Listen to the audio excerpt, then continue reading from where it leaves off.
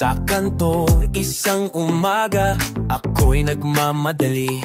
Biglang may bumangga, aba teka ano ba to'y? Lumabas ang kuya, hawak ang kanyang phone. May pa-picture pa parang press phone. Sabi niya, boy di ka man lang huminto. Sagot ko, kuya teka lang may sasabihin ako.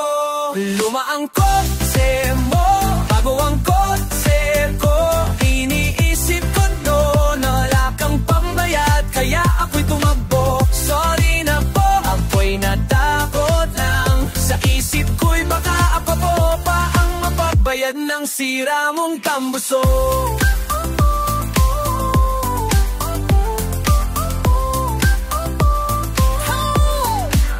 Nag-viral ang eksena, umabot sa TikTok.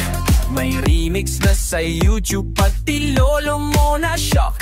Nag-comment pa si Marites, grabe siya, walang konsensya. Pero sabi ng tropa ko, baka na naman tama siya. Bago ang kotse niya, brand new pa ang amoy.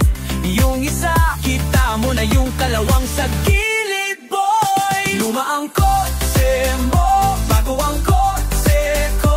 Iniisip ko na wala kang pambayad, kaya ako'y tumakbo. Pasensya na kung ako'y lumisan bigla, pero sa ekonomiya ngayon, huwag muna akong abalahin pa.